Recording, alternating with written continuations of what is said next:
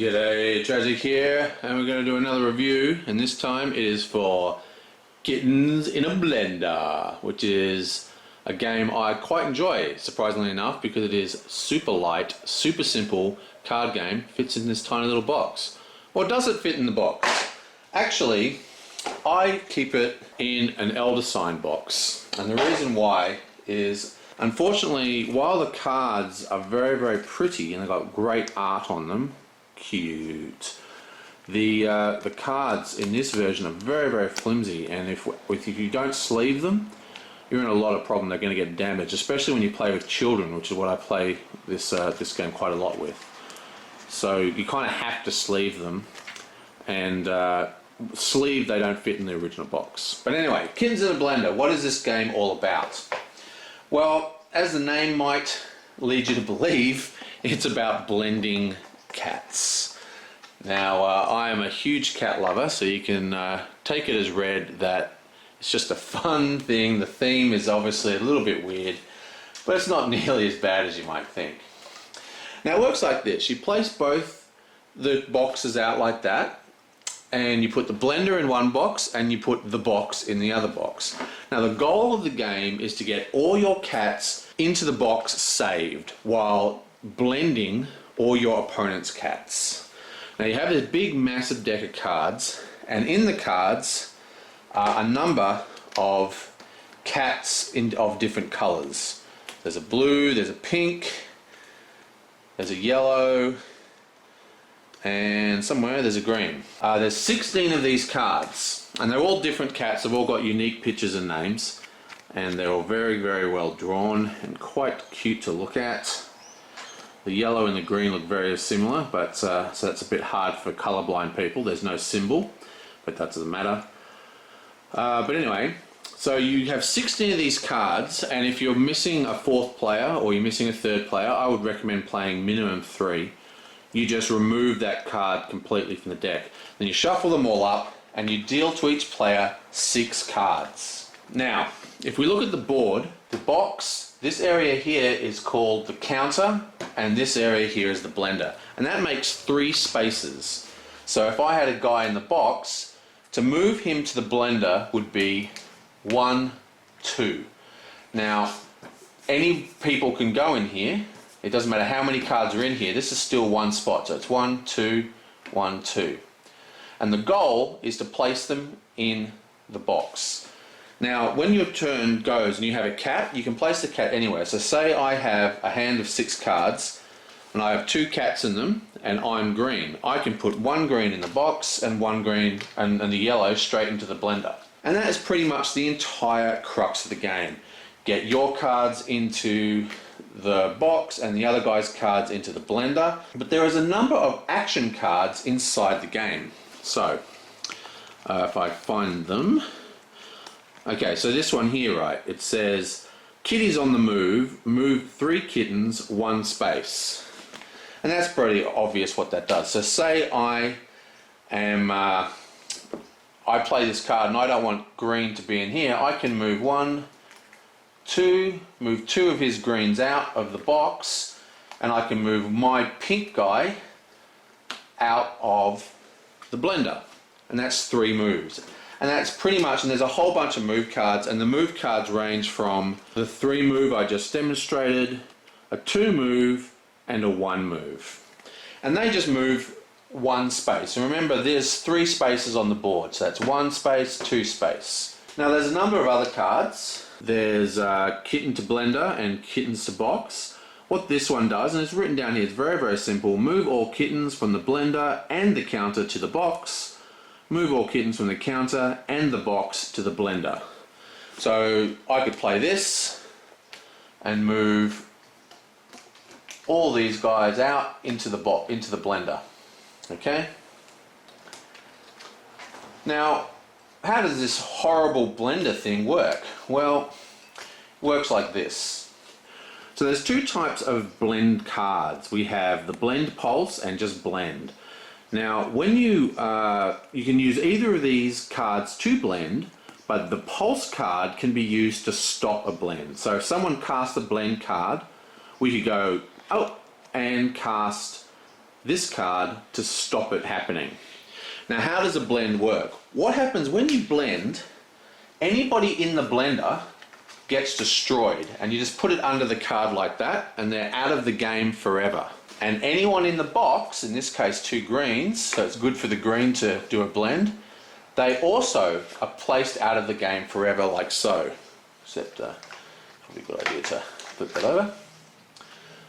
And that is the way the blend cards work. So you want to move your cards to the box, their cards to the blender, and then you go, blend!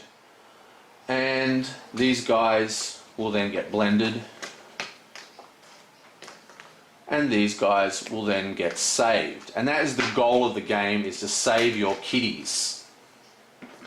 The other thing that all the blender cards do, which I forgot to demonstrate, is that after the blend occurs, any cats or kittens, any kitties in the counter get moved to the blender.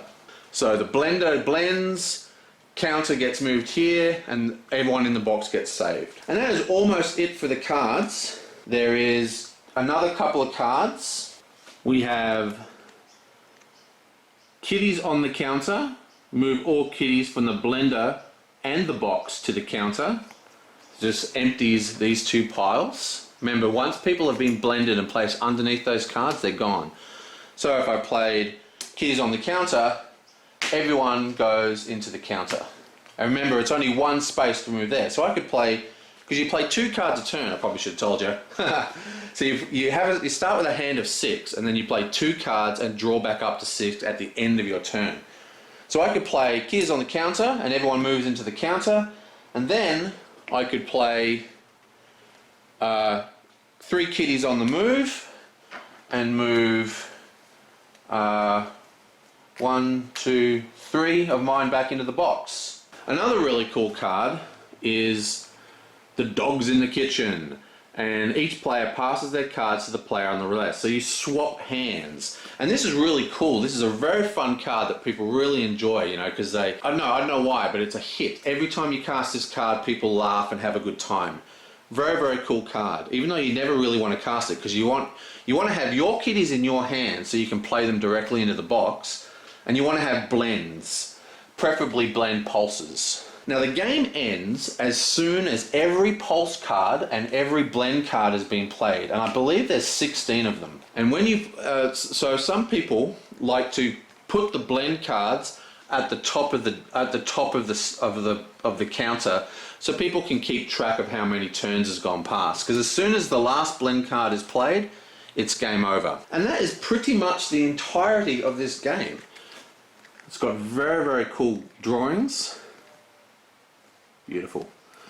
And it's a very simple game, obviously, but it is a hit. This game goes down with non-gamers, even really hardcore, serious gamers seem to love this game. It's great, it's light, it's quick, you can teach it in seconds, and it's really good for between games, or at the end of the day where you've got like a bit of time left, you're still chatting, you haven't got time for another big game of Dominant Species, so you whack this out, everyone has a good laugh. So anyway, once the game is over, and you have all these cards in the box and in the thing, you then open up the blender in the box and you count.